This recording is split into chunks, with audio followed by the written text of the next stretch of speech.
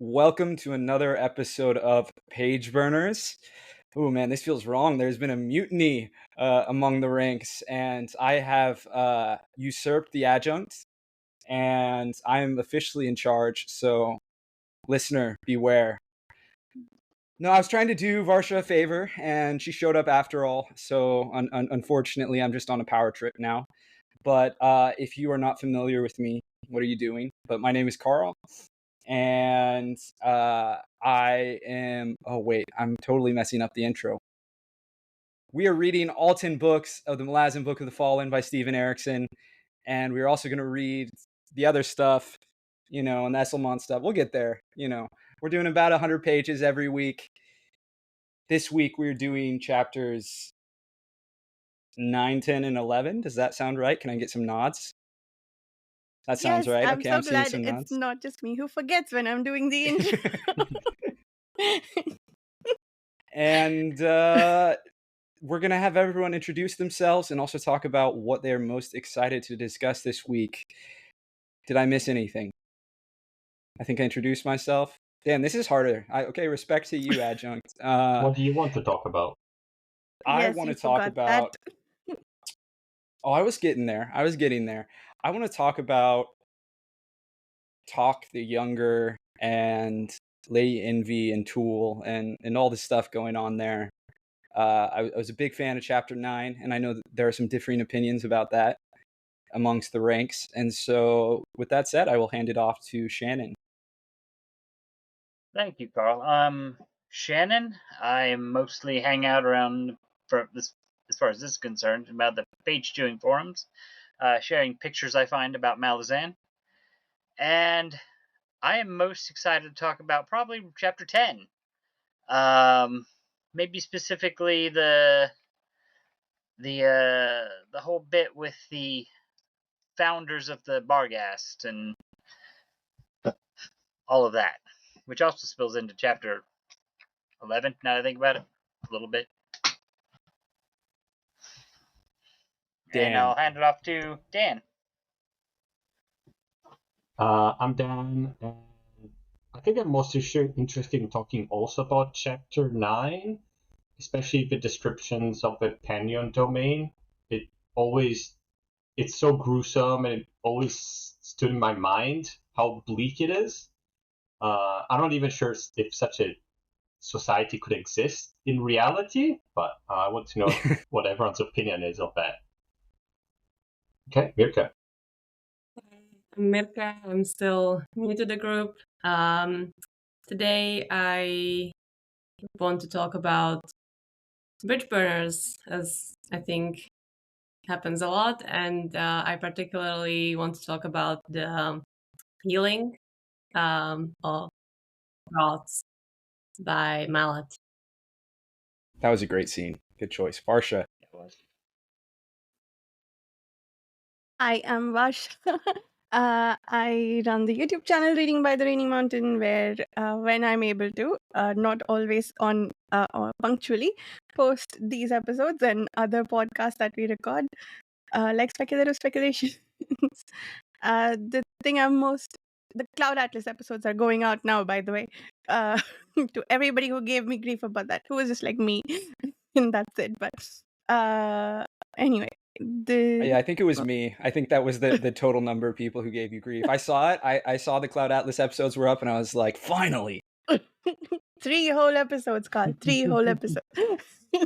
We recorded those back in January, so I deserve Incredible. no credit for finally posting them. Anyway, what I'm most excited to talk about is the finding of the boats. The scene in Kapustan where they open up the tiles and then we see the founding.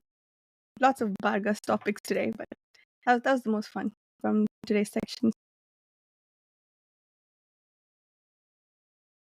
Great. So I think let's start as we often do at the beginning. So let's jump into Chapter 9. What actually is the beginning of this? So it's Talk and Lady Envy. And they're walking and flirting, and Talk, as usual, is kind of stumbling his way through everything. And I guess as the person who this was my highlighted thing I want to talk about. I just love these characters. I love their dialogue. It's really straightforward. It's not particularly complex. Why I like it, it's just very entertaining to me. But I also enjoy the Panion Domain, as Dan was mentioning. I'm sure we'll get there in a minute. But I am very curious because Shannon, you on the forum mentioned not being crazy about this chapter. So I'm curious what rubbed you the wrong way about chapter 9. I mean, I don't know if anything rubbed me the wrong way. I just didn't engage with it. I don't know. It's just I think these specific characters talk and Lady Envy and everybody. I like them, but I kind of like them more when they're not a whole chapter themselves. When they're just kind of we go there for a couple pages, check in on them. I'm a little more interested in them like that. Interesting. I could read a whole book just about these characters. I love them. They're probably, I think they are my favorite characters in this book. The entire group, or specifically Doc the Younger? Or no, I think the whole group. I just love their dynamic. They're all very colorful, and yet they balance each other out in interesting ways. And the Segula are a fun X factor for all their dynamics. And I just love that Tool is like an anime character now. And because the Segula are also like an anime character, and they just like want to prove who's the strongest. And it's just so like I just love it. I don't know. It's just fun. It's just fun to read, and they're always doing cool stuff. They're in the Panion Domain, and as Dan was saying, it's like such an absurdly cruel society that it's fun to read about. I'm curious, Dan. You were talking about, do you think this society could exist realistically? Well, Did you also? I'm going to try to avoid spoilers, but it reminds me, in terms of the sheer scope of the cruelty of the second apocalypse in many ways. And I actually think there are a couple different societies that I would point to as being like particularly disturbed, with certain fantastical ones really hitting those notes. And I'm curious if that that doesn't bother me, but I'm curious if it seems like it bothered you. So was that like a similar, did you have a similar reaction to the second apocalypse, or is this a different, you have a different reaction? The second apocalypse is not, I don't know, maybe the strength. They're worse. Are they worse? I don't know. Debatable, actually. Somewhat debatable.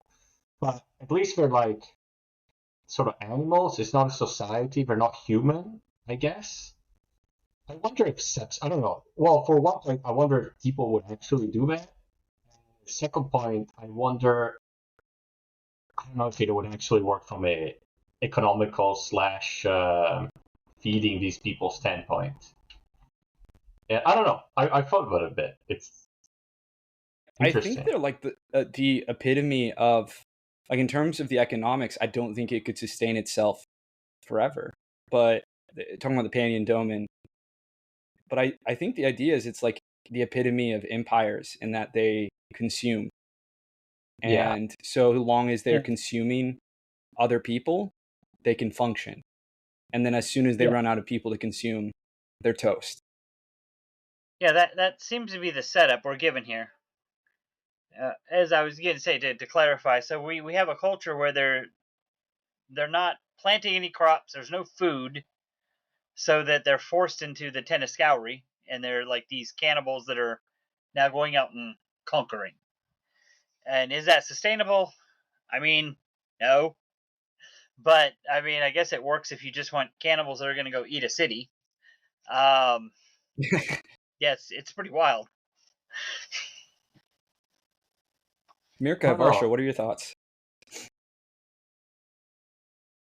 Go ahead. Yeah, I don't know. Like, it almost because these people, they are fanatics, right? And we know fanatics in the real world as well. But I would say what we see here is very extreme. It almost reminds me of like, zombie movies when people are infected by a virus and then they start behaving a certain way, right? So I think maybe like to answer Dan's question, like would this happen to people? Like would human act this way? Maybe no.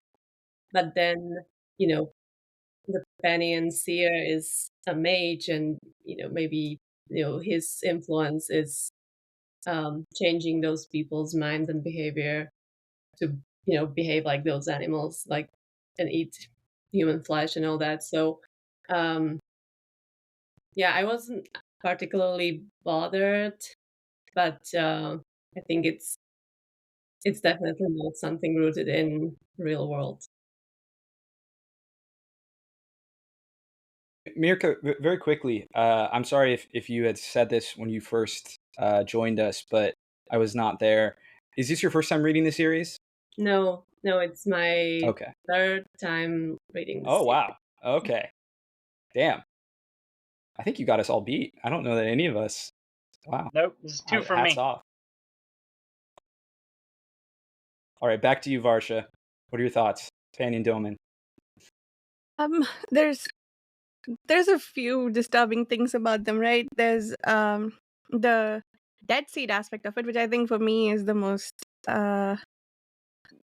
I guess unpalatable aspect of what they are. And I think we were wondering a couple of weeks ago about whether that's based in reality. I think it might be because there is an acknowledgement. I don't know what kind of reality, but in the acknowledgements, Erikson thanks someone for I forget the name, sorry, but thanks them for the gruesome details about dead seed.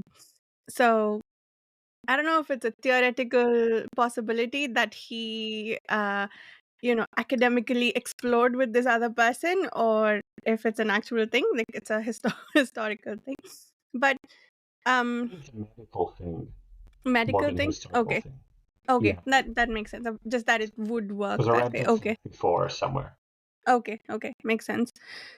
So there's that, which in and of itself is so disturbing, and then there's the fact that they're all cannibals, which it's like there's a lot of negative things that are dialed up to 100 with this group, right? And the discussion about how they are fanatics, but and they're described as this like seething mass of humanity, which he does again in a few books about other religious groups like waiting to worship their god, which feels very familiar. Like I don't know how crowds get around churches in other religious places or in other parts of the world, but in India, I've been to a lot of temples unwillingly sometimes with my parents, and the crowds are huge.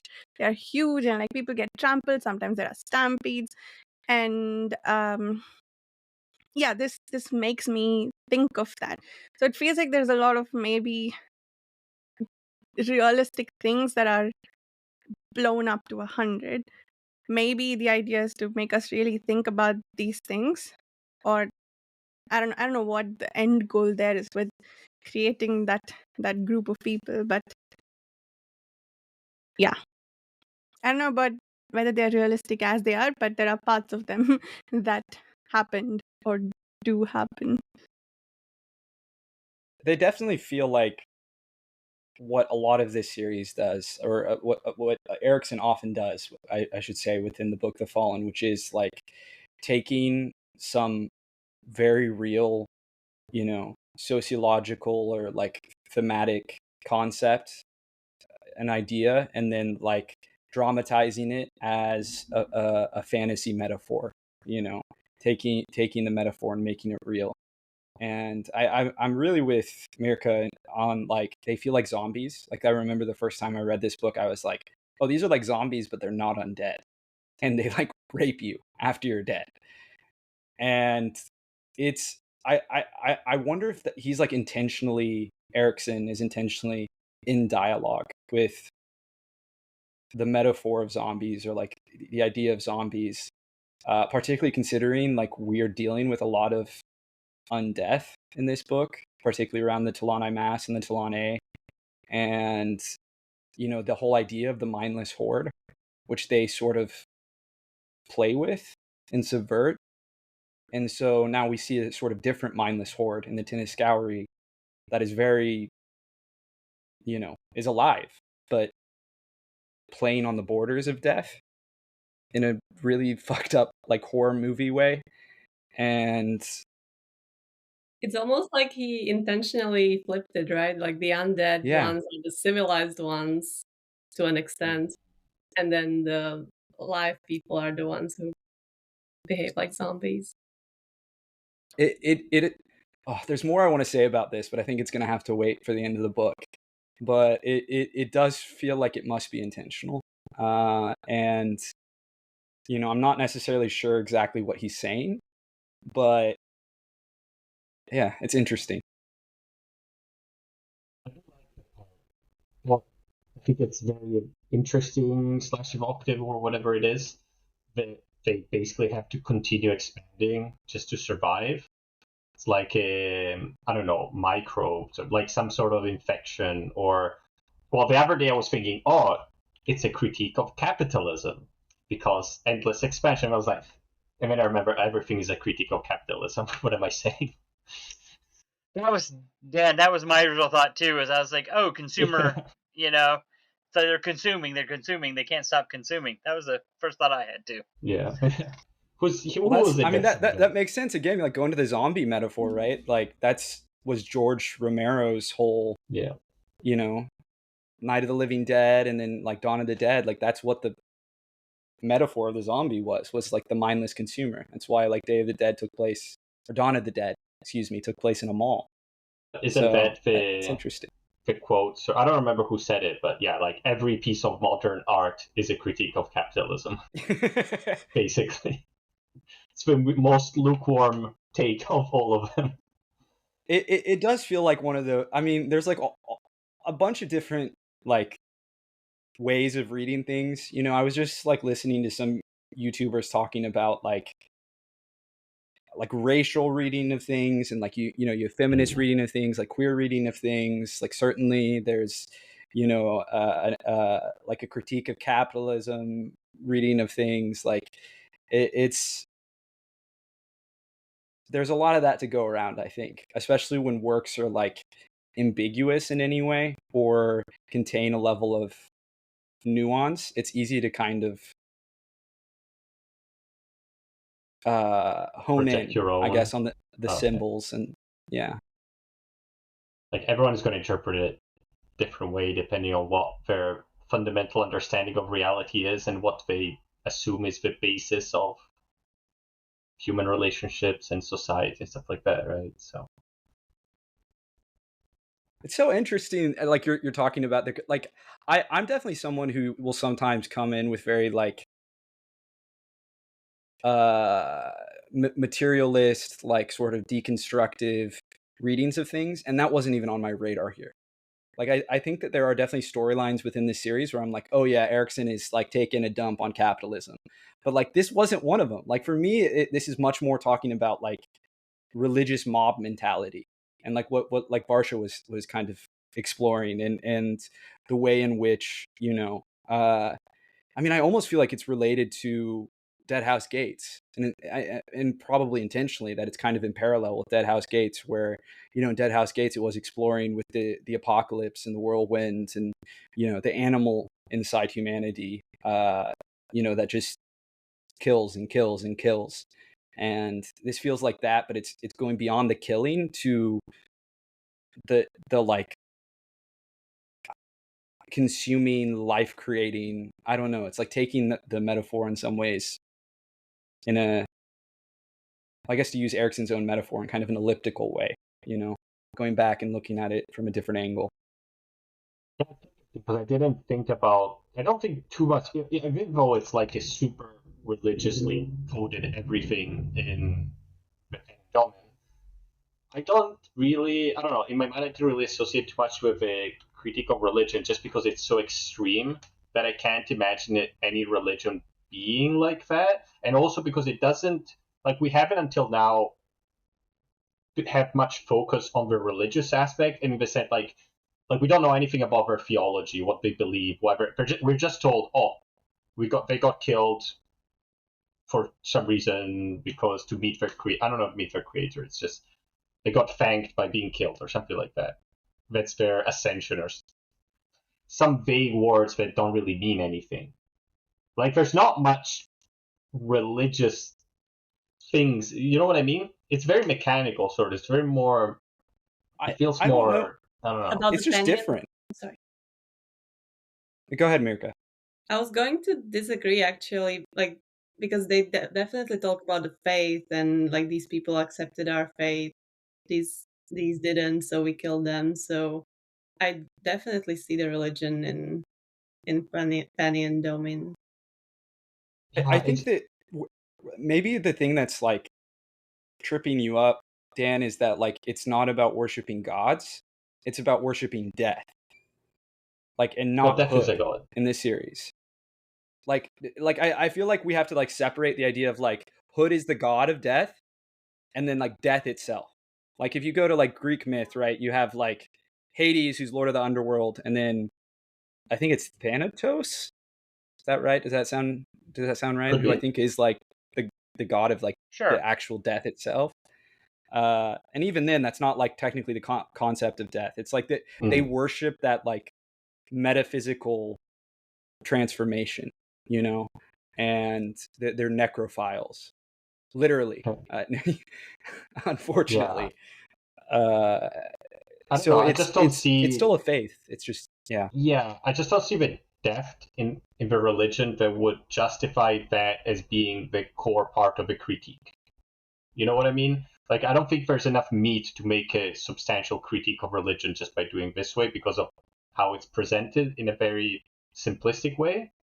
So I was thinking in a different ways, like, okay, what can this be more of a critique of that makes me think more than just, religious fanaticism? Here's a pitch. Here's a pitch. Let's combine these two. So what if it is a materialist critique of religion, where it's talking about the materialist foundations of many religions, where if you deprive people of resources, they fundamentally are going to be, desperate people require a level of like, they're more susceptible to, atrocities, committing atrocities, and, believing crazy things. And so it is the material conditions of these people that leads to them becoming the Tiniscauri. Yeah. Well, and I could add too. So I mean, like I said, originally I was thinking about this as a critique of capitalism, but in this chapter we meet the Seer Domins. We kind of find out that there's more of a structure here, and so that's what kind of made me understand it more as a religion, because we have these priests that are very blatantly like manipulating people and taking advantage of everything. So they're the quote unquote believers who are kind of like riding the wave of this religion, and they're okay, while the common people are forced into this cannibalism and awfulness. Yeah. But it's any power structure, isn't it? Yeah, it is. Or it could be. It can be. You have to have that belief in it. That's for sure. Yeah. What? I wish we had someone here like Steve. This is where I'm missing Steve, who, doesn't remember the books well enough, and it's still like, piecing things together. And so I want to like ask him about like his reading of all this. Well, because several of us are rereaders here. All of us. Damn. All of us. Well, I don't remember that much. Okay, I'm going to circle back then to my favorite people. Mm-hmm. What's everyone else's thoughts on Talk and Lady Envy and Tool? It's a nice, like, sweet little scene where Talk talks about like Tool's his buddy, and Tool looks back and like can clearly hear him. Like, come on, you can't tell me you don't love that. I love that. I will. It's like in this series tell that's you, like hopelessly dark. It's just so I sweet. will tell you that I nearly ripped out my non-existent hair when Talk decides that, these people are all great and they're nearly gods, they're so amazing, and I'm just a petty human. And so then he decides to go off and join the Tennis and find his way to the Malazans. I'm like, that is the worst thing you could have possibly decided to do. You were safe with these people that you were worried about being more powerful than you. So like He's I was not very yelling smart. at the pages. Like I was just so angry at those pages when I got to that point. I was like, you are such an idiot, Talk. You were safe and now you're gonna go join a bunch of cannibals? Like, that's stupid. I agree 100%. It's almost like it's one of a few like plot holes in the series. Like this doesn't make sense. And he also says like, oh, they are going like towards the Malazan army, and I want to join Mhm. Malazan, so I'm going to join Tenniscauri to go that way. But isn't like that's such a stupid reason, honestly. And it always feels to me like this is only so that the story can happen. Like it is not a rational decision to go join these fanatics who eat people and are just like, who Yeah. would do What are you that? gonna eat, Talk? What are you gonna eat for the next couple weeks? Maybe he wants to eat people. Maybe he wants Yeah, to he's eat really That's the real he's really motivation. experimenting. Yeah. Wants the taste of that lifestyle. A literal taste. That's I good. mean, That's good. Nice one, what if he Varsha. got Nice that? one. So, well, my But I- question for you all Go ahead. is because I on my first read I felt like this was like I agreed. I was like, this is ridiculously stupid of him. What if there's a little divine influence going on here in terms of pushing him in a particular direction? We know Karul intends something cruel for him. So, maybe there's a little behind the scenes nudging, you So might say. If that's true, the- then I just wish we had some hints at that. Mhm. Sure. That's fair.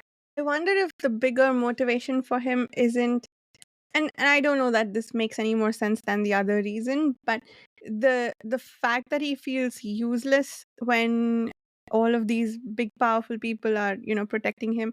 Lady Envy's off giving directions to everyone, and he's just standing there feeling useless, and he wants to not feel like that.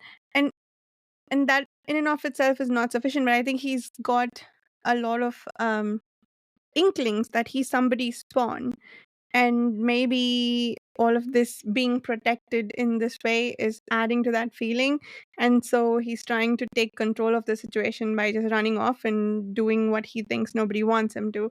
I almost feel like this is him trying to take control as opposed to him being nudged in that direction. It could be, I think the nudged in that direction makes more sense, but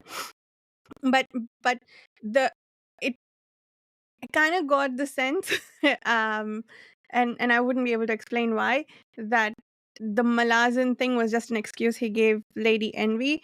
He wants to just be out of the control of all these powerful people who seem to need him but aren't using him for anything yet. That's a good one. Yeah, he just wants to be in control a little bit more. I think he also says like something like, I'm going to get killed if I stay with this group, which I think like He did. Yeah. quite He's the wrong, opposite, right? but Like, he did think that. everyone would be protecting him. Like he had Tool as a friend. Segula respected him or started to respect him. Lady Envy talked to Kral and he told her to protect Tog the Younger. So, like he was really safe in that group. It's very interesting that he felt the opposite. It is like the saddest. Yeah, I it's agree. like I also do feel like psychologically that's kind of where I land with his decision making. But what you all were saying, like it is like the saddest and darkly like funniest part of his decision making is that he like he's surrounded by people who adore him. It's crazy. Like even the fucking dog loves him and would like go to the ends of the earth for him. And he's like, "Nah, I'm gonna join this horde of living zombies." Like that's the good call. It certainly speaks to not only poor decision making, but just like insecurity on his part. Yeah. Which you see, right? Like he constantly is like undercutting himself. Yeah, I really like what Mirka just said. I think maybe that's the core of it, is that he didn't feel safe. He was safe, but he didn't feel safe. He's got to grow up. Why I was angry about it is because I get less interaction between Talk and Lady Envy. I agree. They were fun. I love their dynamic. I think it's great. Yes. Partially because you don't know if you can trust her. I feel like you reasonably understand Talk's point of view. Not only is he insecure, he's like, this beautiful, incredibly powerful, immortal woman is into me. What the hell is going on? Like, there has to be a game here. But also, like, she is sketchy. Like, she enslaved the Segula. Like, what's going on with her? Right? Her name is Envy. You don't want to trust someone whose name is Envy. You know? And so it's just, I love it. It's just fun. It makes her more hot, right? So, makes sense. Absolutely. I love that he's still not trusting her to the end. He's seen her pull off some crazy shit, but to the end, he's like, nope, we're gonna get killed. Nope, we're gonna get killed. But he still doesn't trust that she's got this under control. She's walking right into the middle of danger. He keeps thinking that they won't come out alive, but they do. Maybe that's why he's not happy with them, because he doesn't know everything about them. He feels safer with the cannibals than he does with them. I do like that whole section when they're at the temple and Lady Envy's just chatting with the pseudomain. Yes. He's basically saying like, "Oh, we're just gonna kill all of you," and she's like, "Oh yeah, sure, let's drink some wine." That's kind of nice. Yeah. I didn't know about this so vintage. Talk is like pissing his breeches, and she's like, "Oh, that's so cute. Okay, all right, yeah, they're gonna try to kill us tonight." It's great. And Gareth, is that the name of the dog, turned out to be a Hound of Shadow? Great reveal. Yes. Yes.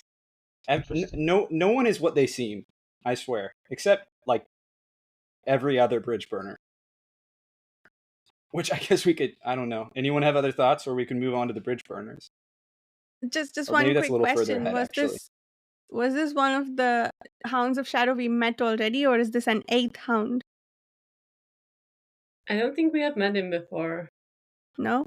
So there was 7, and then this is an 8th hound, right? Maybe. That sounds right. Oh, sure. Maybe he's the one that went into the sword. Yeah. No, I don't remember. What's the name of the Is one he one that of got those who into the- escaped? Was one of them Gear? Or was that just the one who attacked Paran the first time? It's one of the Shadowhounds, yeah. Gear. Yeah. Yeah, I don't what is he remember. doing here? Yeah, what is he doing? Are she and Shadow thrown in on something together?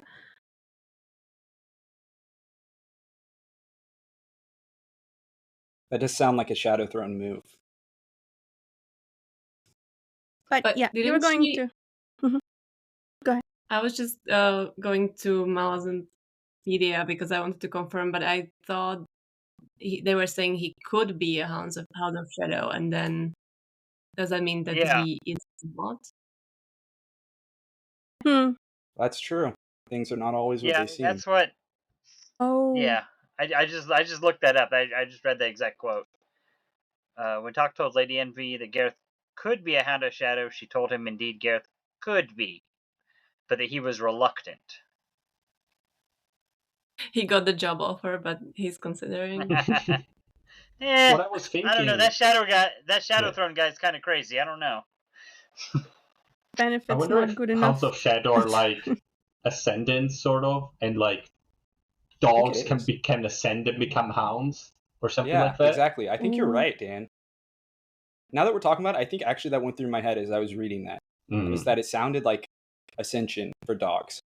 Yeah. Which makes sense, right? Like, people can do it. Why not dogs? They don't have a Dogs. soul, maybe? Like, who knows? Okay, well, if we're going to get theological. I don't know how it works, but I mean, can you get like any animal can ascend? Can they what are they Okay, weird? dogs definitely That have book was souls in this called Dead universe House because there's a Gates, dog Dan. god. So Sorry. Yeah. What are the tiny little animals that were in the previous book? The ones that Bokeral. yeah, can those ascend? Wasn't there a Bokeral diverse? Yeah. Well, Yeah. is that an ascendant though? They were Well, trying there's to the one be. that That means goes they in could. the Sorry, one go who ahead, buddies Carl. up with Gothos at the end. He's like a demon. Bokeral. I don't actually remember what his deal is. I just remember he's like special. But I think those are like he was first like a demon and then he shapeshift or whatever into a Bokeral, right? I Just think like you're right. humans that become animals, so they're not originally. But there was Or a one different direction. Yeah, it's Bokeral always like diverse. humans okay. or races that become diverse. They definitely can ascend since they have a god, and his name is Iscarlpust. And drop the mic. Okay, sure. So Well, do what we want about to go the to? what about the gods of the beast hold? Aren't they animals?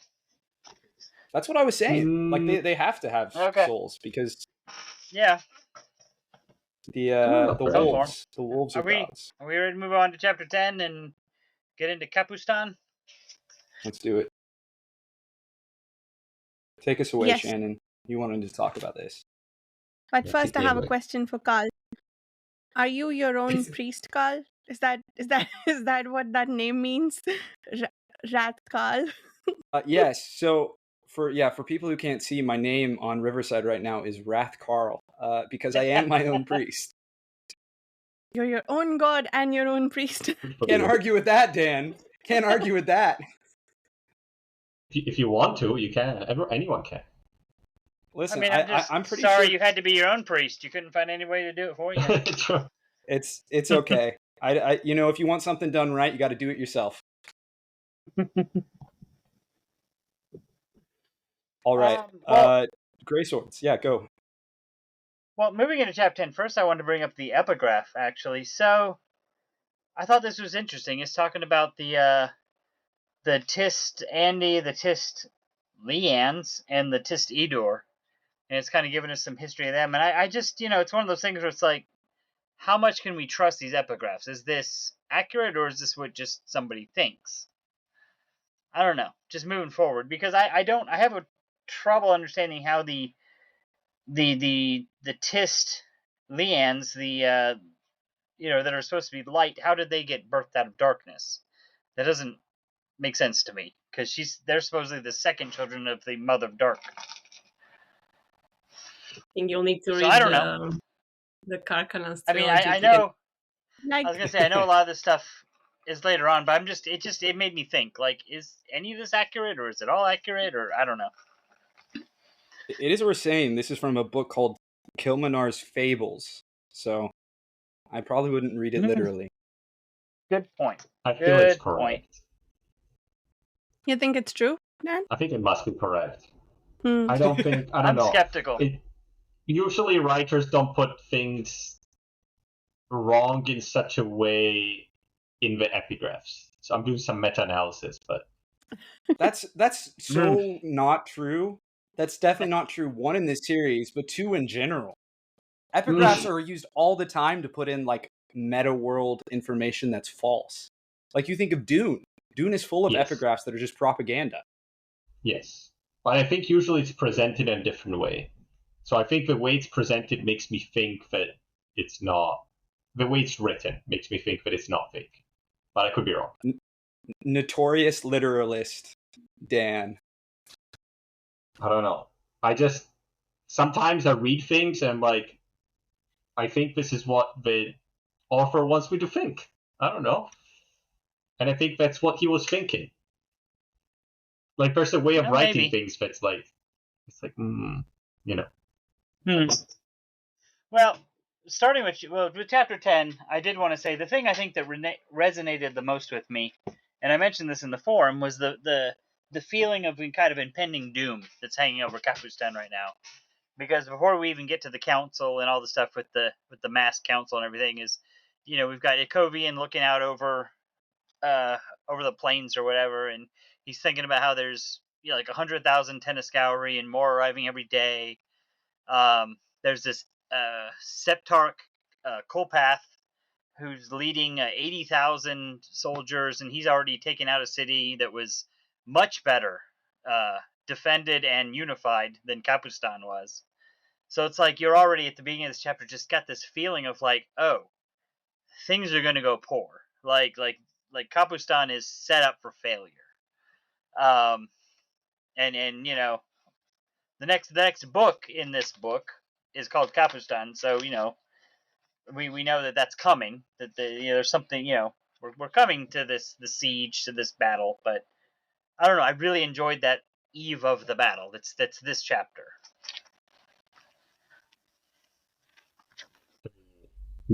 Mixture of sort of evil battle. Yeah. Okay. My favorite part of it is actually the little, like, that you have these two serial killers operating in this city that's under siege, and that it's like creating this additional tension. Like, I just love that politically. Like, it makes perfect sense. Like, if you had like Jack the Ripper operating, while London was under siege, like, people were already freaking out, So imagine like the tension that adds is just palpable. Well, and we're given this little bit that they're like trying to buy a house or something. So it's like, what are they up to? Like this place is getting ready to be invaded. Move. Everything's over. It's like, what are they doing? We know they're killing people. Yeah, because Buke mentions that there's already been somebody dead, and then and like now they're settling down, and that's, I don't know. In its own way, it's kind of terrifying. Like serial killers are settling down right before everything's about to hit the fan. Now is the time to buy, because prices are never going to be low unless like it's like $1 price. It can go to zero if everything gets destroyed, but the potential for extra value is so high because if it survives, it's going to go up a lot more. They're very practical people. That's true. They're not just serial killers. Serial killing is a hobby of theirs. You might call it a passion. No, but actually, they're really good business. Yeah, absolutely. They're all about their real estate. I mean, look at what they did with their carriage, right? They recycled a bunch of bones. I mean, come on, these are economical guys. There's a lot to admire here. Yeah, makes me think of like McDonald's is not a food company; it's a real estate company.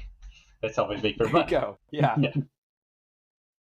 They know Varsha, their business. Did you want to talk about the mass council and the kind of unveiling of the Barghast gods, I guess? Yes. Before that, I did want to ask Mirka though about the necromancer. What do you think of them? Do you like them? Do you not like them? Not particularly. I mean, there are so many characters. There are better characters than these guys. I kind of always suffered through the sections about them, or even books about them. Really? But yeah, I think they are like a nice addition. They are not too important to the story, but it's just there to make you wait for your favorite heroes to come back and find out what happened after that cliffhanger the chapter before. I think they might be best used in this book with Buke signing up with them and knowing that they're serial killings, and so there's that tension with we love Buke, we like Buke, and so oh no, what's going to happen to him? We're worried about him. But yeah, I agree with Mirka. I tolerate them at best. There will be a really cool scene, but then that scene will be cool because of the other character. We'll get to I love these guys. I love them. I mean, I do think they're best used in probably small doses, but they're just so, I don't know. I love gothic fiction, gothic horror, and they just feel like that. but Have like you kind of read comedic. the Bachland and Colebrooch stories yet, or is this gonna be the first time through when we read it? Who are you asking? No, this is my first time reading them, so Okay, I'm I very am curious to see how I very react. interested when we go into those short stories. What you think? I'm looking forward to them. Hope they're gonna be fun.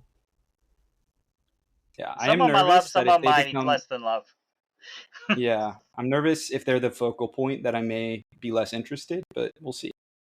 I will say the I can't blank it on his name. The their servant. He is very much kind of the center of a lot of the stories. So you'll have him to Mancy, grasp Makes onto. sense.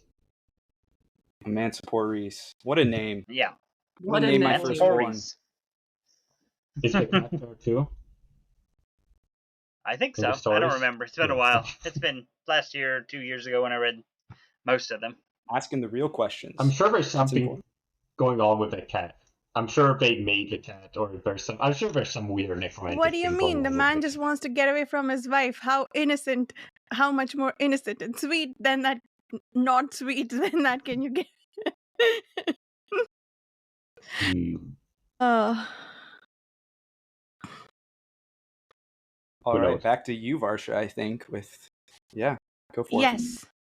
So it didn't hit quite as well this time around, but I remember feeling like, this background music playing when they open up the floor and there were all these boats under the ground.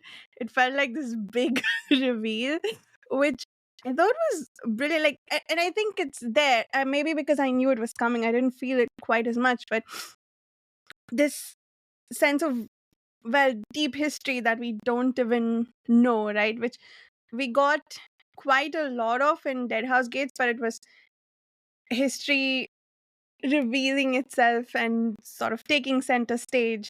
And now it's still trying to do that, but in a different way, in a much more subtle way. It could be center stage, and this will be the reason why 100,000 Barghast will come to defend Kapustan, maybe. And the yeah, just the whole thing with the boats and the origin story. I did not care at all about the Barghast, and after this scene, I still don't very much as a people. Like, but just that scene in and of itself was so interesting, and I haven't been able to put my finger on why that is. Yeah, that's all I wanted to say about it. Just felt like that scene should come with some intense background music. That's my point. Well, It wasn't is very Kapal cinematic. singing? Was that That's right. someone was singing? There you go. Yeah, maybe that's yeah. It does feel like there should be like a choir, like a very dramatic, like operatic choir. It's cool stuff. Absolutely. So I'm gonna bring up what I was. I wouldn't even call it a debate. We are just like giving our different reactions to it on the forum, Shannon and I. That for me, I really enjoy the tension, but I actually like clock out a little bit when I'm reading about all the different wraths, because they're all named the same thing and they're literally masked. Like, they have no face. They have opinions, but I don't know what's motivating their opinions. And so I just don't like, it feels very impersonal to me, their politics, other than just like, we want to survive. And so for me, I just don't care that much. And I'm kind of like, go back to Gruntle, being a drunk depressive. Like, I'm here for that. And See, I don't know. and I was the exact opposite of you. Like, I'm looking at these guys that are masked, and it's like, oh, Wrath Queen of Dreams is clearly knows a lot more what's going on, and she's hiding something. Wrath Shadow Throne is very cynical, and he knows that we're facing the end of Kapustan, and he's laughing about it, and that's his way of dealing with it, which fits Shadow Throne in a way. I don't know. Like, I thought that, like, I just kind of, yeah, they're masked and we don't know who they are, but I just kind of the little bits of the personality that we got, I did kind of grasp onto. Rathfenner, he's clearly like something's going on with him. Like he's not, which we established earlier in the book, but like he's claiming to be all pious to Fenner, but yet he's not. Like we know that like there's something, he's playing some other game.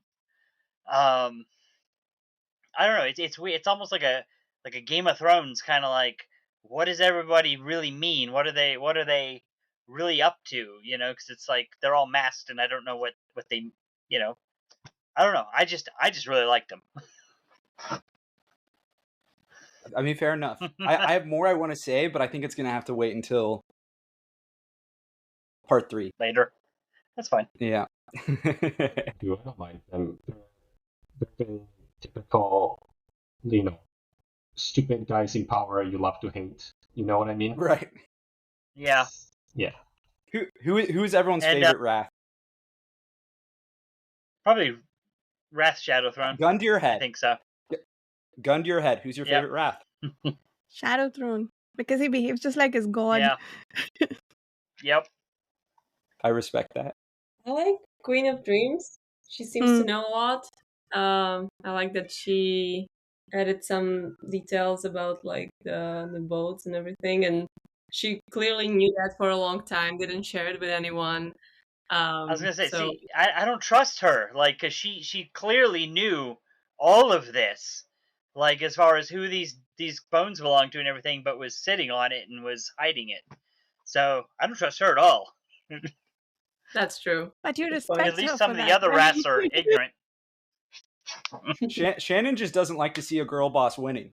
I don't know what to tell you. That's it. Sorry, I apologize. Cancel me.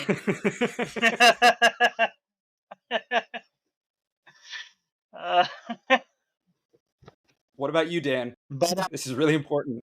We don't know that many raps, though. We've only basically met like there are like 11. Yeah, but we don't know much about the personality of like most of 5 them. of them. I don't care, Dan. Gun to your head. I need Which to see rat their name? I need to see their mask. I need to see their mask to see which one looks the coolest. Maybe I can find a picture. I don't understand what you don't understand about this assignment. There's a gun to your head. You have to name one of them. I don't remember their names of all of them. They're literally any of the gods' names. True. I don't remember the name of all the gods. Here's how you name a single god. Here's how you can win this. Wrath Carl. That's your answer. There. There you go. That's right. There's one correct answer, and you all failed. That's what he was fishing for, people. Sorry, Unbelievable.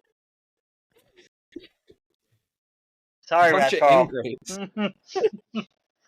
But Varsha, I also want to talk about the unveiling of the Barghast, because that was I mentioned in the forum that this was one of the probably like top 5 things I really wanted to see going into this book, was revisit this moment.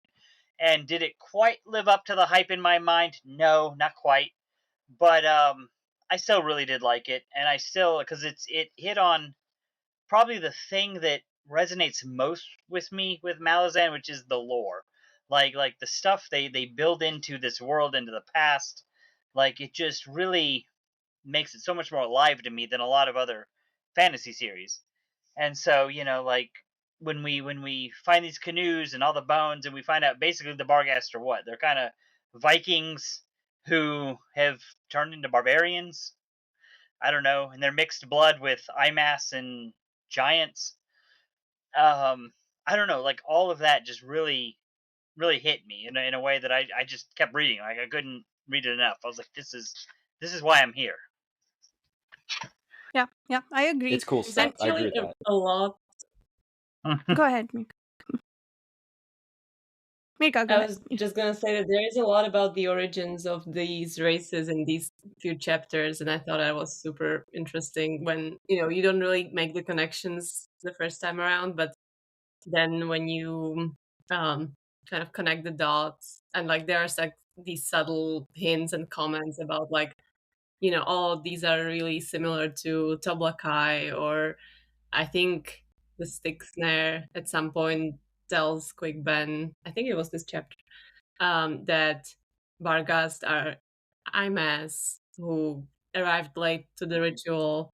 So you kind of like, oh, okay, it's starting to make sense. There's a history. Like now I kind of understand that history a little bit more.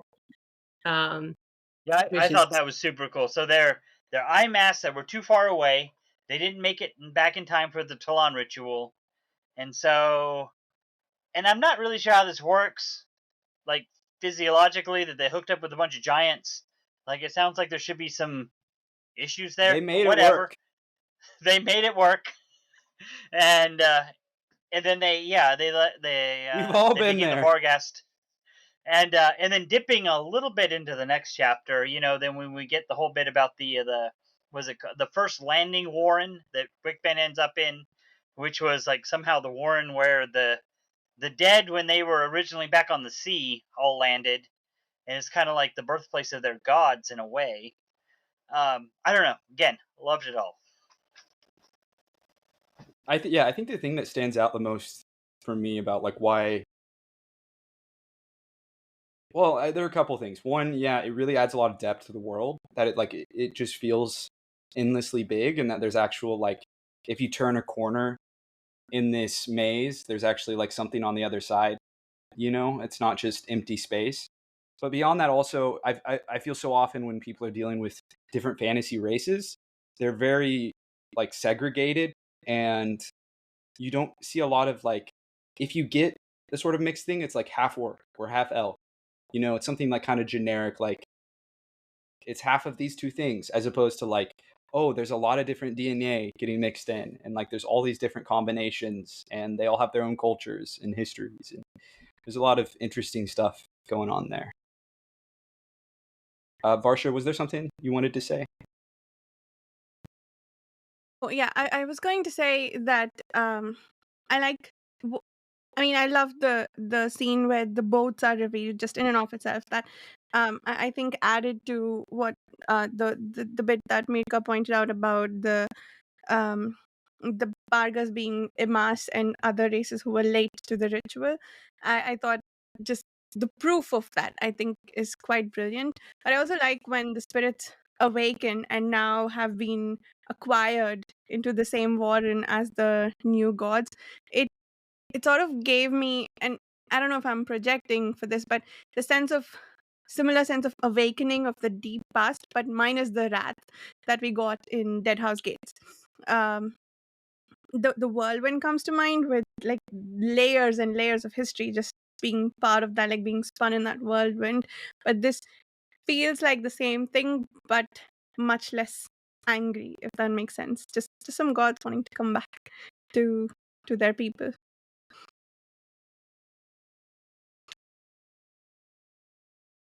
Yeah, it's definitely a kind of hell yeah moment in that way. It is. It's cathartic, as opposed to like scary.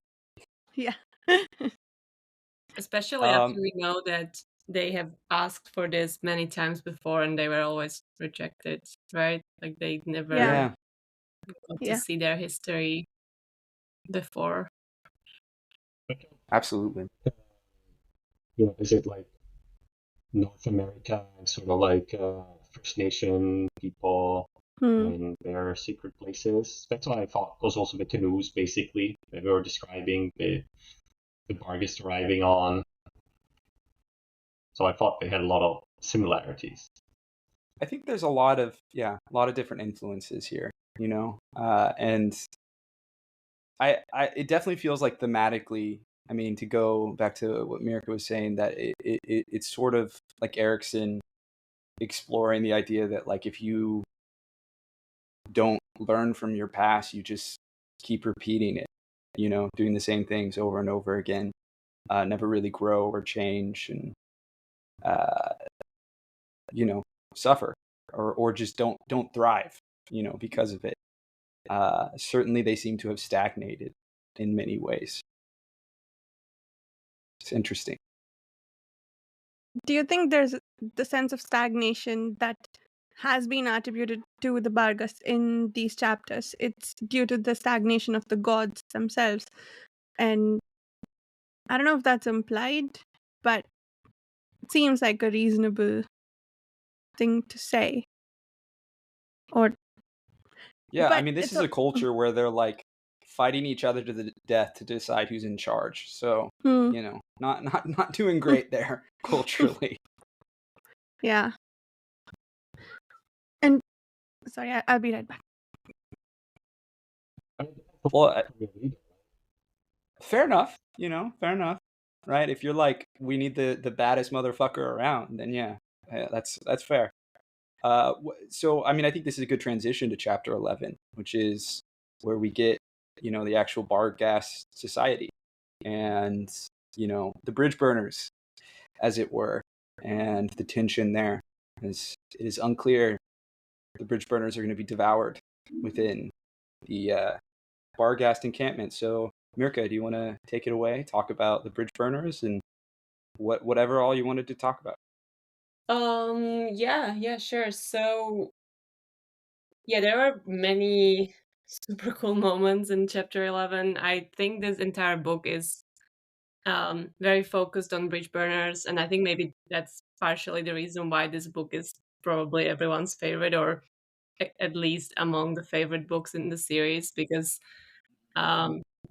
you just have to love bridge burners, and we get their origin story in this book. And then I think Erikson is intentionally kind of giving us these little scenes where he shows us how extraordinary they are in their camaraderie and loyalty and discipline and all that.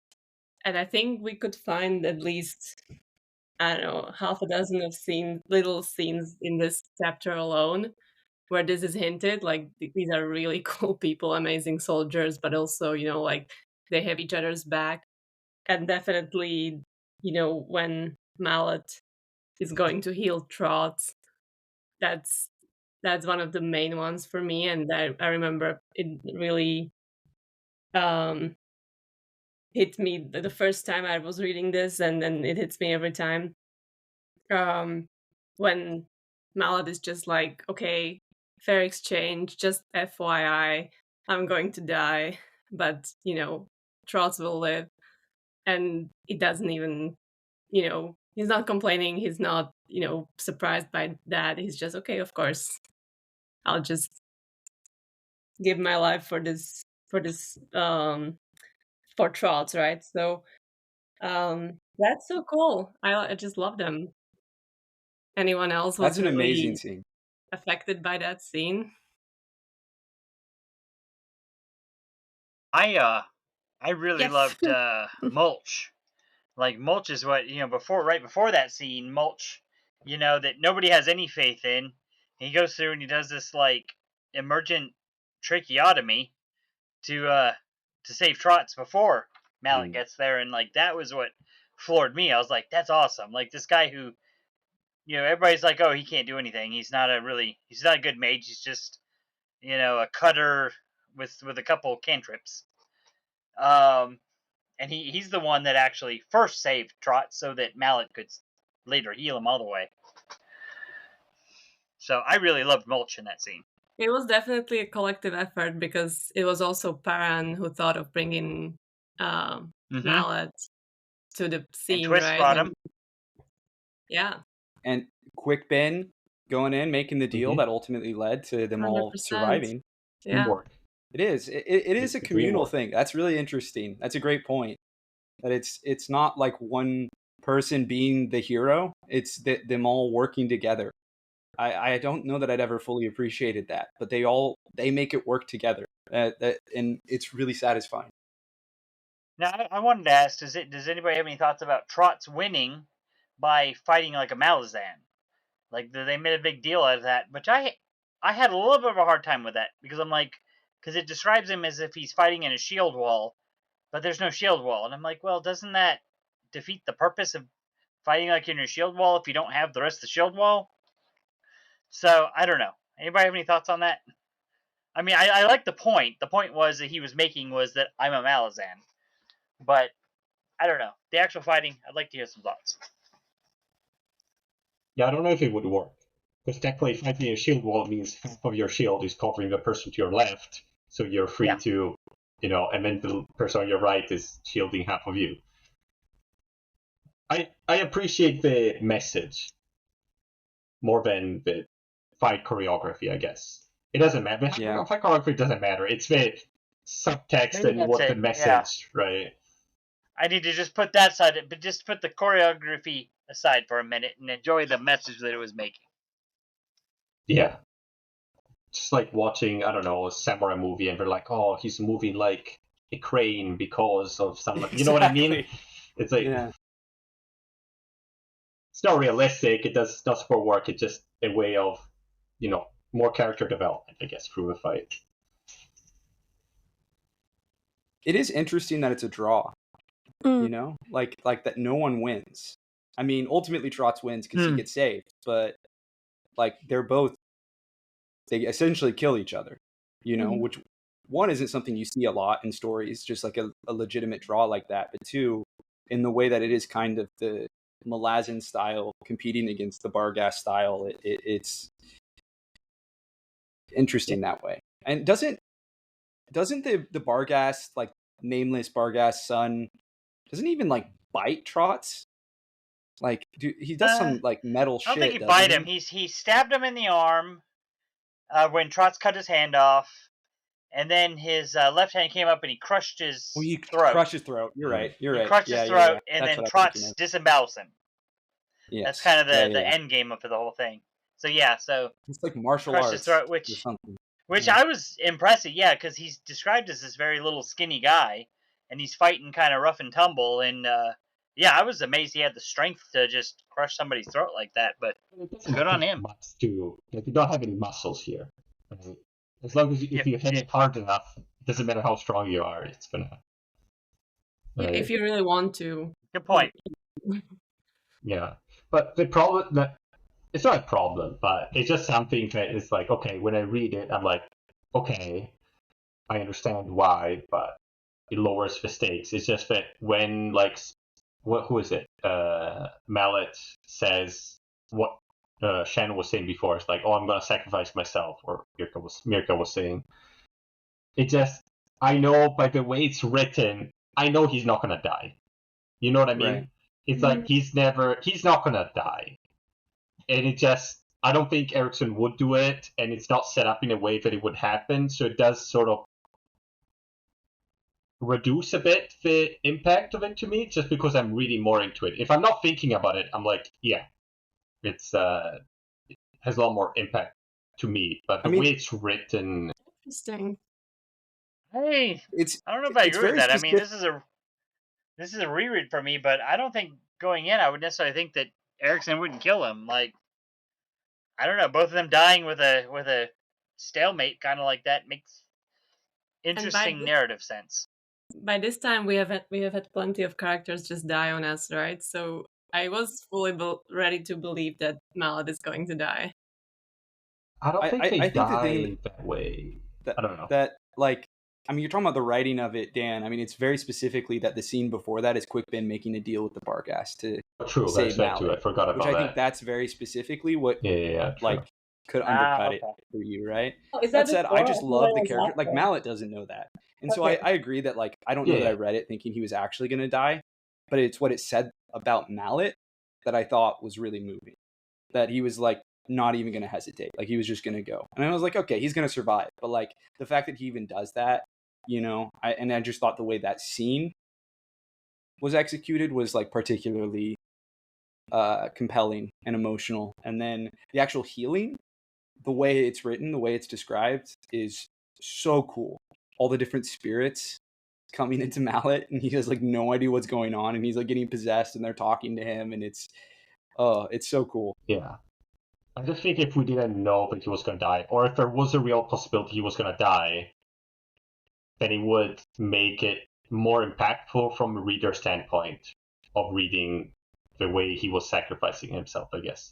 But I don't know. I still don't think that Erikson would kill a person doing that in his book in such a way. In my mind. Here's a counter argument to that, which is if you really like truly like it was set up like he was gonna die, it would be like a Deus Ex Machina about how he gets saved.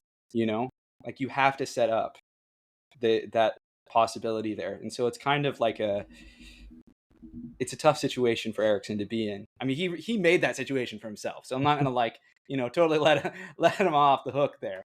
But I think it's give and take there. Okay. Like, do you want to understand what's happening, or feel like it's kind of an asspole, or like, I'm just saying do you undercut the tension a bit? Yeah, it's somewhat predictable, some of the things, because they obviously fit in certain tropes, and again, obviously Erikson sometimes subverts them and does different things. But sometimes I'm like, he's not really gonna do it. I don't know. Maybe I'm gonna be surprised in later books, because I don't know how much of this is like me having read it before and remembering vaguely. I didn't remember this, but maybe my subconscious remembered it. But maybe I'm gonna be surprised in the future. But I did. But there are some books which I just get really surprised by things. Like, I don't know. I think Varsha read the one about what's the one, the fantasy janissary? The manifest Do you delusions. know what I'm talking about? The manifest delusions? Yeah. Yeah. No. No. Manifest delusion? No, that's the one we read together, right? Wait, say that again. Say that again. The one about it's like a Turkish analog, but fantasy sort of thing. Oh, is that the Gunmetal Gods? Gunmetal Gods.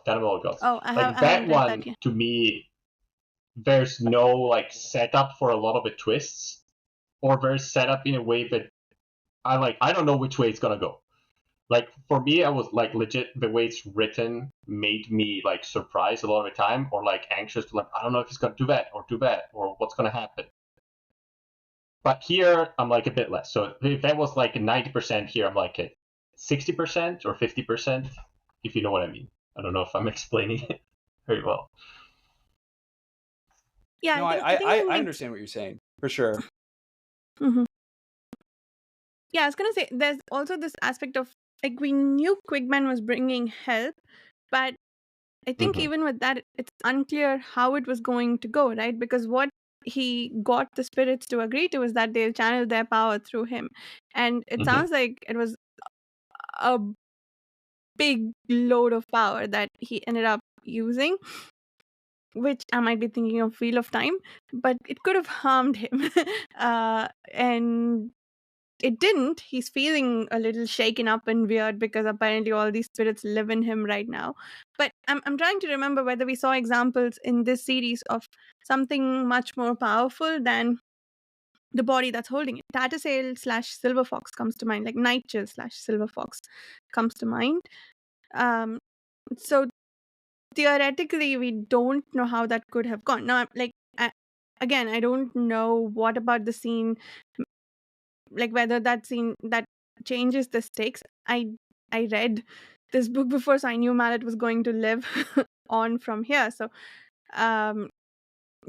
but I do wonder if that would have increased the tension, like not reading the help as just, oh, help and we are done, but as something that could harm the person who uses it and the person it's used on.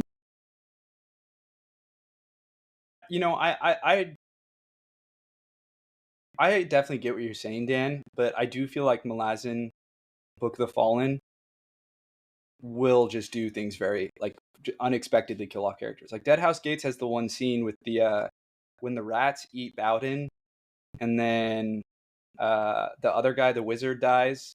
I can't remember his name. Culp? Is it Culp? Culp, yeah. Culp. Yeah, Culp dies like really unexpectedly. And so we've already seen scenarios where that can happen, Yeah. we'll read the rest of this book. I mean, who knows what happens? As a great man once said, who knows? Yeah, I'm looking forward to where the parts I've not read, because it's really hard to differentiate what my bias is from just reading or from remembering vaguely, right? And while we're talking about Mallet saving Trots, I did want to point out, and this is why I'm most sad Steve's not here tonight, is because that wouldn't have happened without Telemandus, who is the best little spirit stuck in a puppet body that ever existed. He's a good boy. He's awesome. I love him. He's too nice. And his little acorn face. Boo! Hairlock still is better to read about. Hairlock's more fun, but Telemandus is just better. Boo! Yeah, I don't even know why I'm doing I'm this. on I don't Varsha's care about side. either one. But boo! I'll die for hairlock. Right. I like that He's you the called best. a 300,000-year-old, maybe ancient spirit, a good boy. Sometimes good you just boy. know, you know. Sometimes they're a good boy, good girl, you know. He is a Like, good let's boy. be honest here. Those wolf gods, Mhm. good boy, good girl. You know, if I met them, they would bite my hand off, but Yeah. I would say good boy.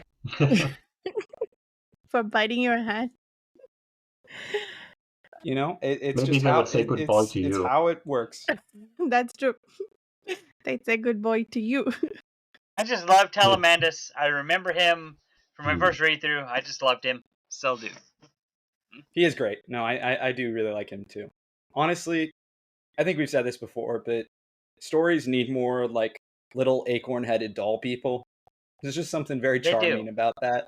Mm-hmm. Yeah.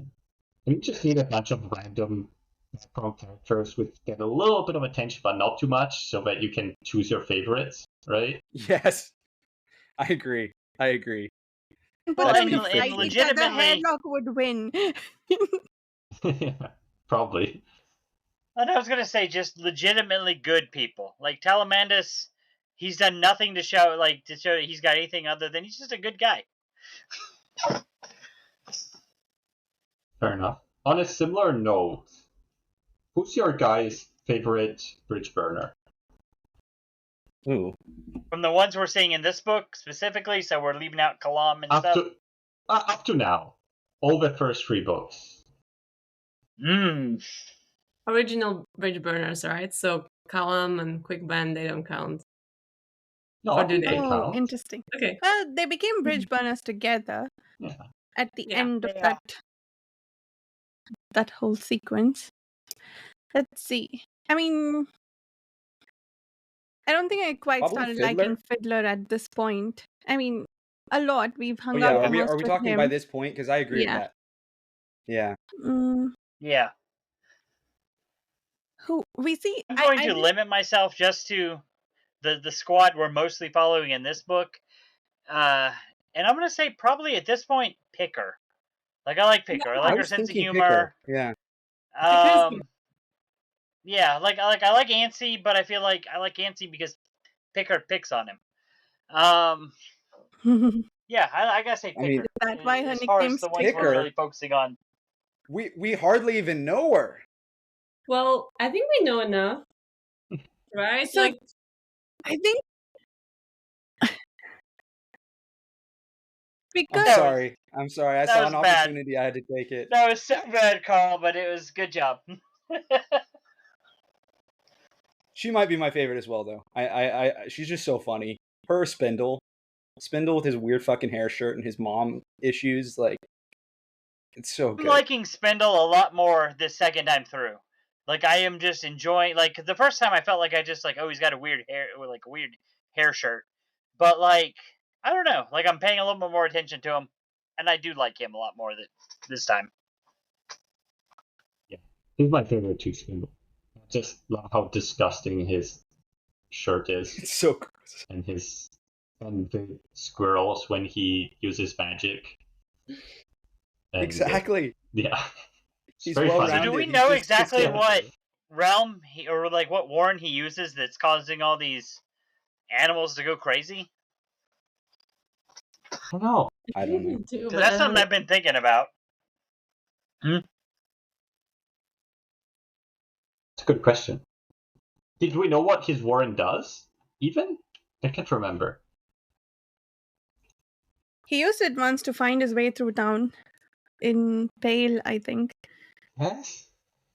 Yeah, he used it to lead them out of somewhere.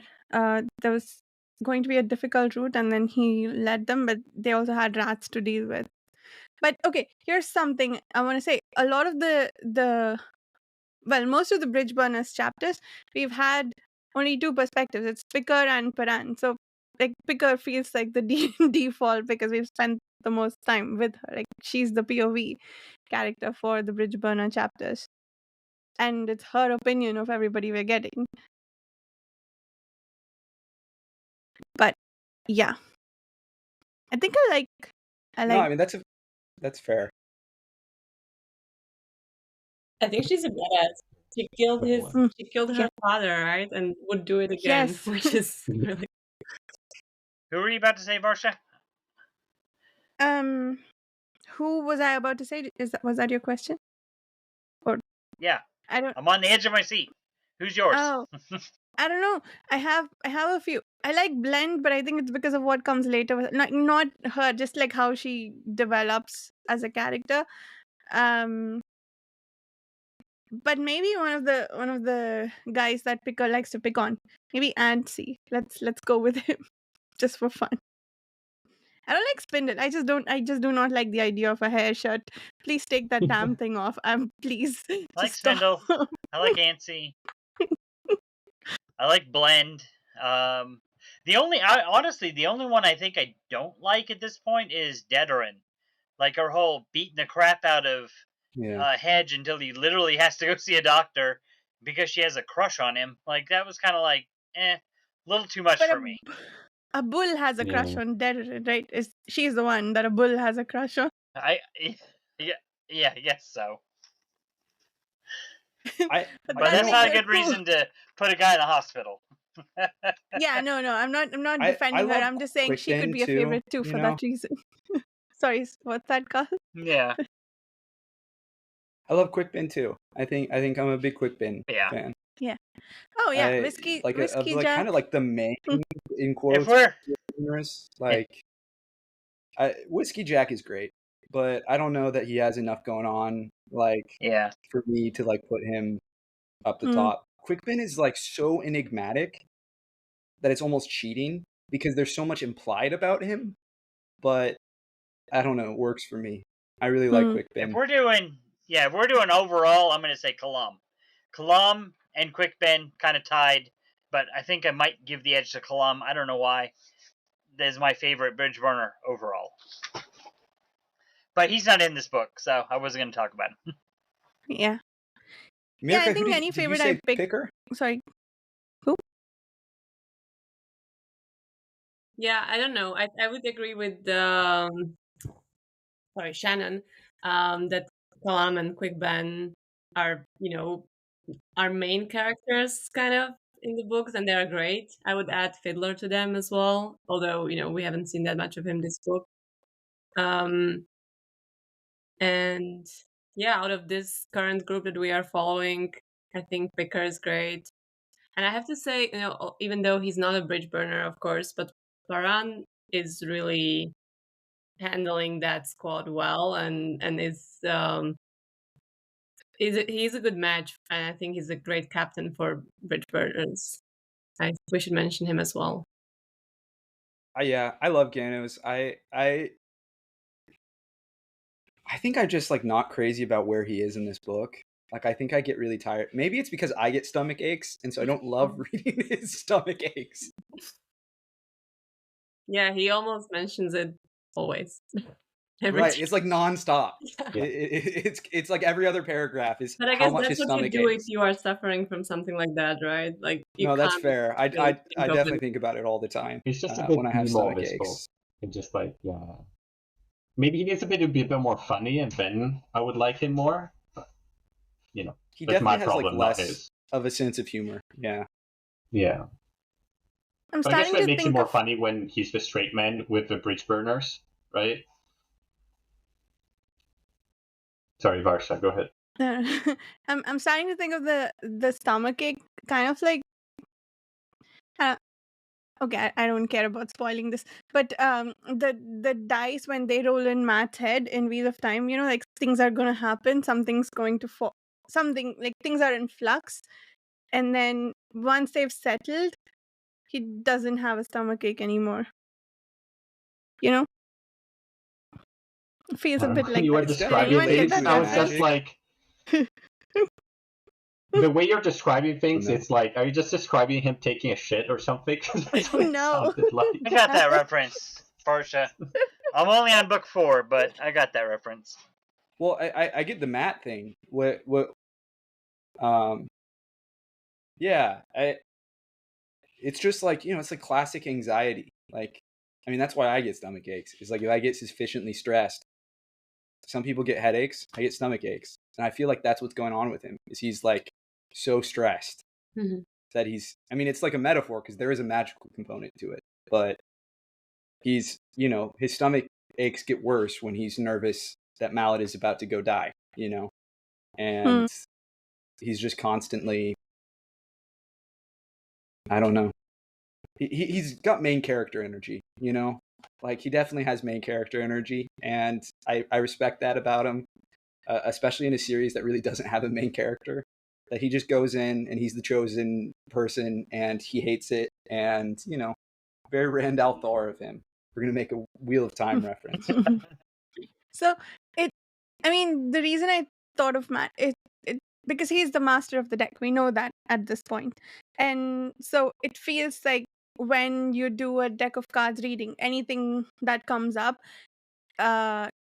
it's not influencing the future, it's telling you what the possibilities are for the future, right? Which feels like his stomachache feels like a physical manifestation of that, and maybe he doesn't know. It's that things that could happen, like when they settle, we have like settled on one future or another, but right now many things can happen, and that's translating into a stomachache. And the reason I think that is because in the end he waited for the stomachache, almost like it's an external force and not something that's I don't know how to phrase this without sounding really awful, but it's it It's feels not like because he's neurotic.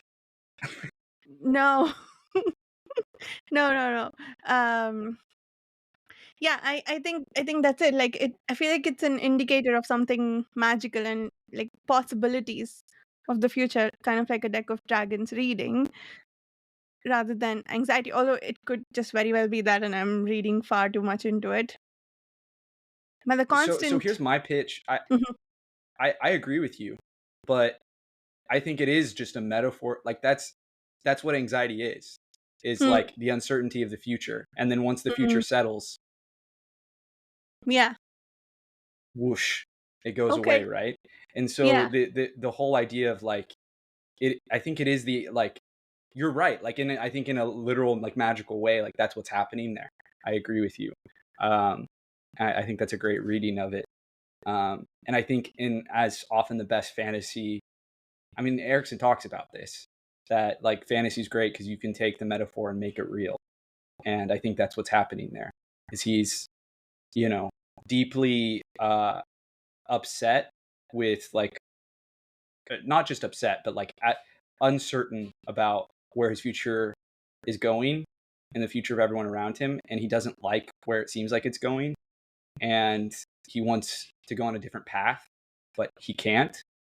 And so it's creating this immense neurosis Yeah, inside plus I him think that he's, is worried about being manipulated, and like I guess just looking back at what happened to him in the previous books and how he got to where he is now, like he must be questioning every single decision or every single thought in his head, right?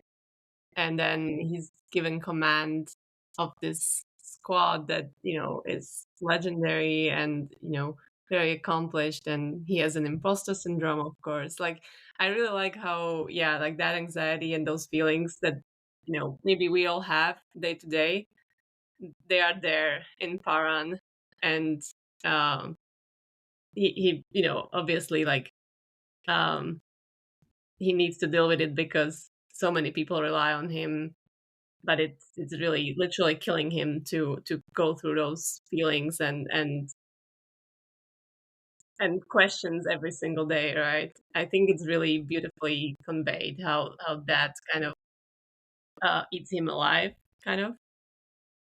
absolutely. I mean, yeah, he's literally his, yeah. And it's not just like if he fails, he's fired. Like, he's afraid the bridge burners are going to kill him. On top of the fact that he's afraid that he's going to get the bridge burners killed, you know?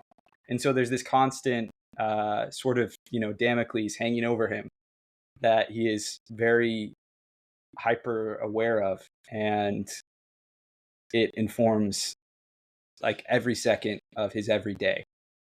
I mean, this guy also, we talked about like his relationship with oh my god, why is my brain just like shutting down? What's the Silver Fox, who shoot Tattersail?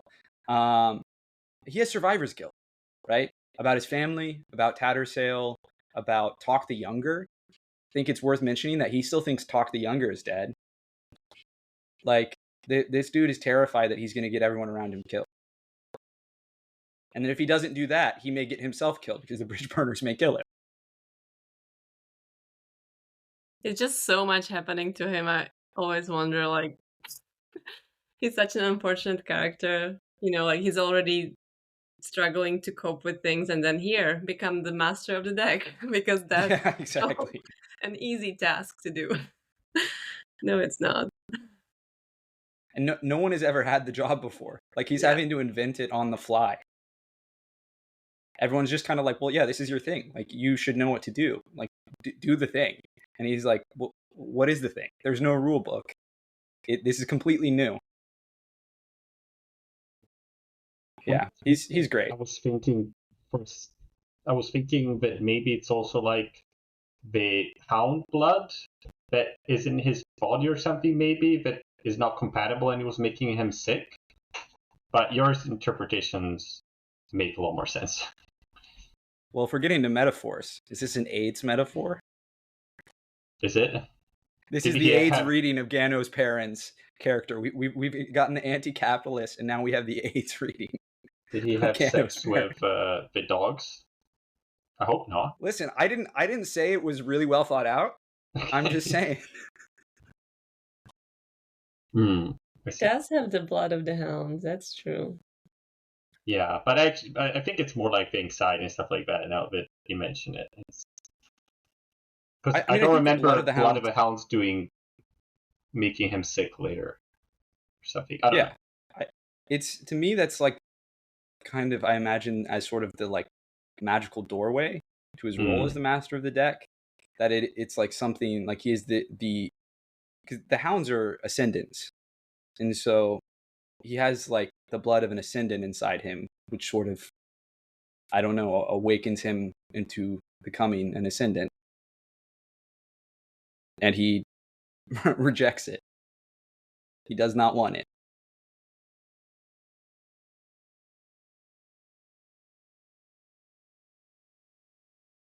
All right. Any other thoughts? Or are we ready for quotes?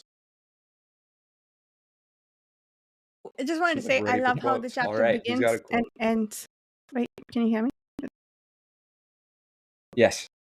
Like chapter 11 specifically? Yeah, because it starts with Spindle's shirt burning, and I'm just sad that it didn't burn all the way through. And then when it ends, it's Paran having a monologue about how he can't teach Trots to lead. I think Quickben tells him you have to teach him to, because he is now the leader of Bridge Burners, because Bridge Burners are his tribe and he's won the thing. So he's now the chief. And Paran says there's nothing to teach here. I can only show because there are some times that I have to be cruel. And he starts demonstrating said cruelty by waking Trots up and asking him to, just basically sending him off to lead. I really enjoyed that. Funny opening and funny close. Yeah, he says, go rouse the bastard. I also wanted to say... You can never burn the whole hair shirt, right? Because it grows back, doesn't it?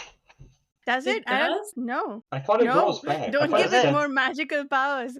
No. I thought at some point they said something like, oh, I remember the shirt being like, something like, oh, he lost a part, and then some bridge burner saying, oh, wasn't it shorter like a year ago or something? Why is it full? I thought there was something like that. Plus, isn't his I think doesn't he get the imprint of the knuckles of his mom or something on his head in this chapter? They wonder if they see that. Yeah. Yeah. So it's It's I thought it was ambiguous, implied that it was yeah. somewhat magical. I no, I think you're right. I think he's haunted by his mom's spirit. Yeah. 100%. But why does his mom not want him to, I don't know, have sex or literally be clean or anything? I don't know. But... Have you watched Carrie? No, I haven't. Or read it?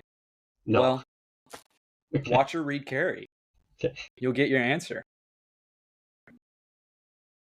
The only thing I wanted to bring up before we finished with chapter 11 was the epigraph.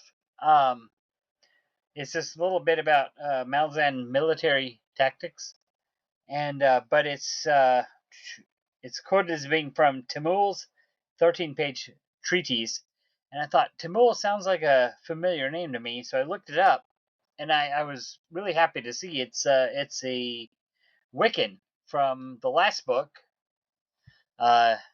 He's not really much in the book, but he's a Wiccan youth. He's in the Dramatis Personae. He's actually the first name listed after Coltane as a Wiccan Lancer, and we don't see him much, but he's a youth, and he ends up escorting all the refugees to Erin, and we do see him as quoted as being still alive at the end of the book. He's Duiker, I think, has some interaction with him or something in one of the final chapters. So I was super excited to see a Wiccan still alive, getting a quote here from supposedly the future. Made me happy because I am very much a Seven Cities boy. Like, I love the Seven Cities and that whole part of the storyline. That's cool. Yeah. I thought all the Wiccans got killed, so that's good to know. Yeah, he's a youth. I think they specifically say he's like the oldest of the youths, so he's kind of like, I don't know, I guess in charge of them. But yeah, so well, we will have to keep an eye out for him in the future. Maybe. Absolutely.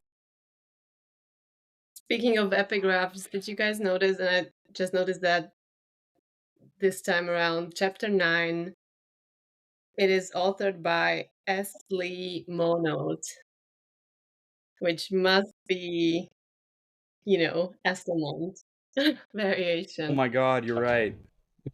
The dubious, No, too. I didn't notice that. That's amazing. Oh, wow. nice. Good call. S. Lee Monod, the dubious. That's good. We'll have to ask. Well, next time we have Steve online, we'll have to ask him why Esselmont was the dubious. He's just ripping them, I love it. That's great.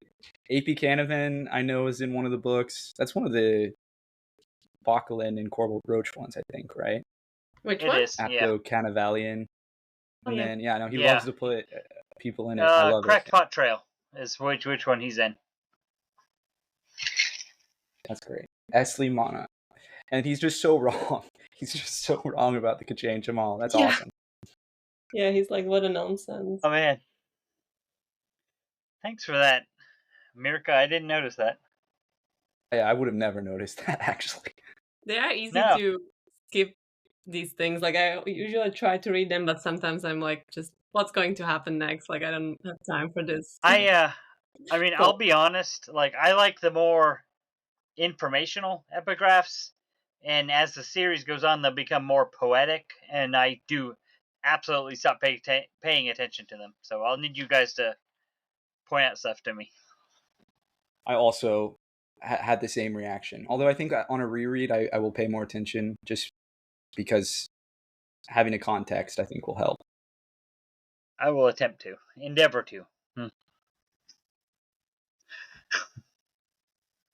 The dubious. That's so funny, actually. That's really good. Does anybody have any good quotes? Talks mood. They don't just hang there. Twist. No, wait. His moods don't swing. No, they just hang there, twisting in the wind. Right?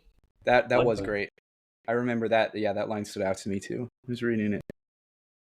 Good one. Lady Envy says that Talk's mood does. Sorry, Tools. Wait, Tool? No. Tool's mood. Sorry, why did I say Talk? Like I said, I have issues with names that start with the same letter. Because he's my friend, Lady Envy. That's not really a quotable quote, but I had to highlight that because it's so beautiful. Oh, And it's so good. yes.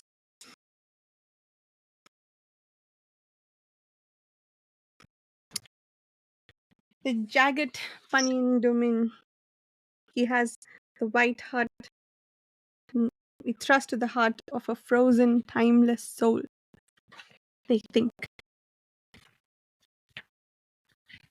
Talked about I thought until literally today it was pen and domain because it makes sense. Canyon domain.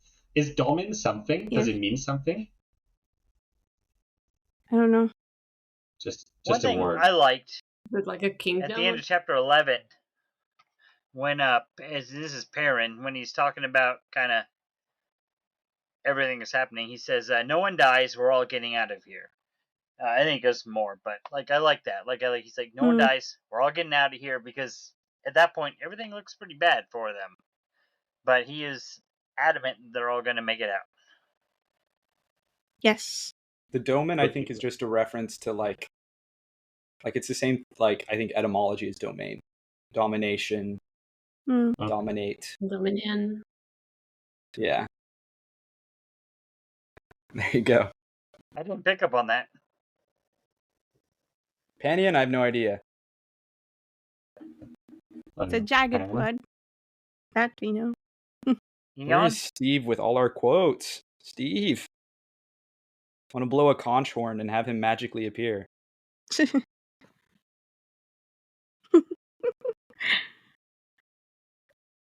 How about this one? Have you ever noticed how language can be twisted to mask brutality?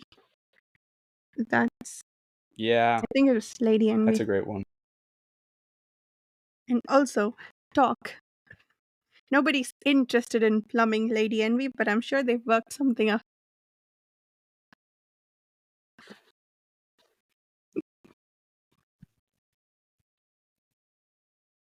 I was trying to find if I meant something, but I just found a site selling a cassette of an anti-fascist dungeon synth project from France called the Panion War. But I don't think it's related. Well, it's related to it, but I don't think it explains what the name means. I just think of the sandwich every time, like panini. Yes. Oh, I'm never going to unsee that now. Thank you. Panini domain? Yes. Just eating domain. Sandwiches. I am glad to have planted that in your heads. Thank you for ruining sandwiches for me forever. They're all just Italian. What? Oh, they're Italian? The Panion people. They're just Italian. That's brutal. Damn, what does Erikson have against Italians? I don't know. Just some tennis curry spaghetti. Jesus. And now I imagine them like that from now on. Thank you. Just a giant the here has like the classic Italian mustache. Just imagine everything he's saying in a thick Italian accent. Oh, we are going to eat you. You will join us or die. I give you the greater release of death. Yes. But that's how we eat the people with olive oil and garlic. Right. We season the people before we eat them. Yes. Oh, we are not savages, not like the Barghast.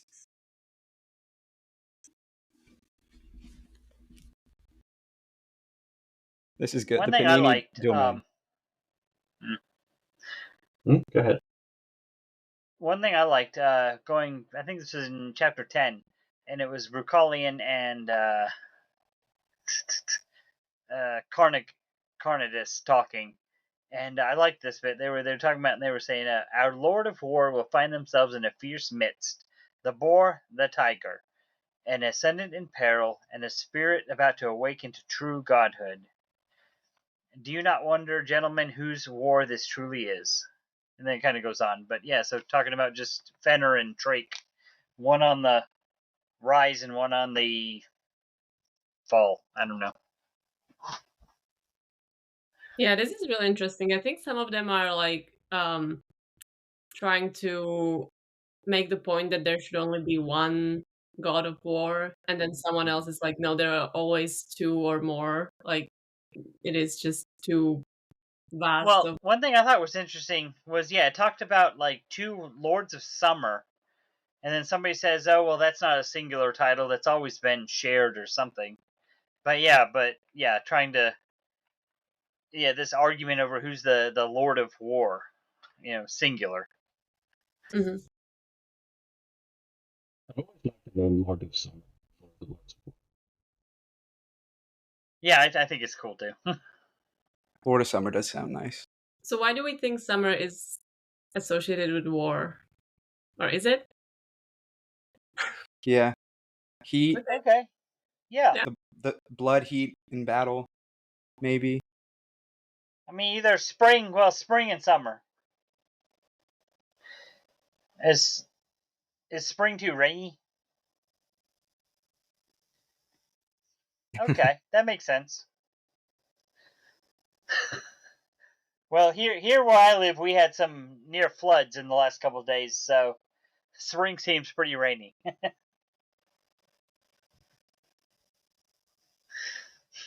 Okay, that makes sense. Summer would be the time of war. Huh. No, yeah, and fall and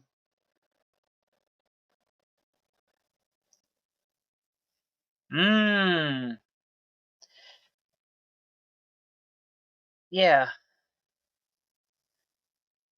And the same thing with spring, because there's spring harvest too.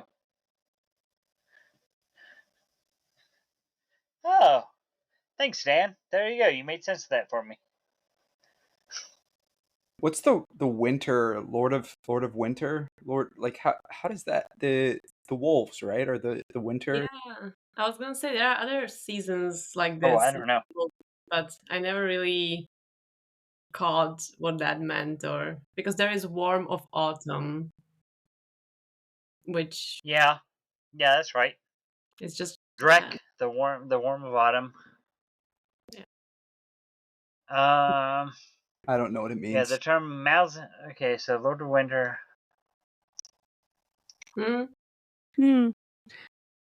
Yes, worms eating decay. Well, that makes sense. Oh, you're right. Yeah, that makes sense.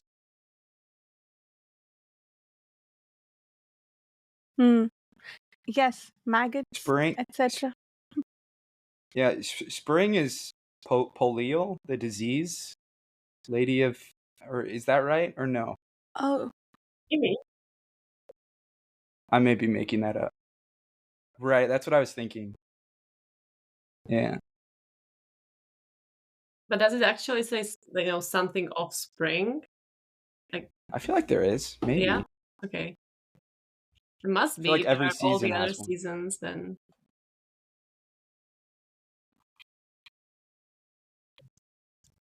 I mean, clearly you could just assign that to whoever you want, because apparently there are multiple Lords of Summer, so it doesn't mean anything. Sure. I mean, if they say they are, sure. Yeah.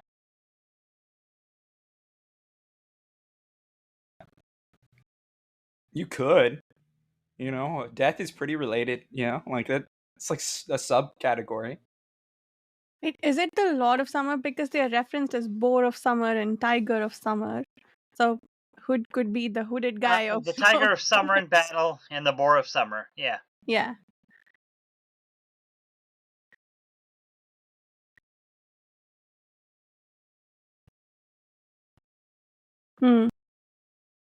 Yeah, I think I agree with agree. that. Yeah. One more quote before we I wrap don't up. know. I have one. Final quote, Yes. Varsha, no pressure. Yes. It's a good one. Look at the bastard, not a falter in his step, not a blink at his fate. Who, what are these soldiers? About Mallet. Great scene. Oh, Really man. good scene. Oh, and I don't have it on top of my head, but the quote that Perrin thinks about Mallet kind of walking off to his death was really good too. That's the one I think just read. That's the one. That's the quote that Varsha just said. And with that, Trying to steal my with thunder, that, Shannon. I we did. will reconvene next week for chapters 12, 12 and 13, 13. 14. There we go. Yes, adjunct. 12, 13, 14. Yes.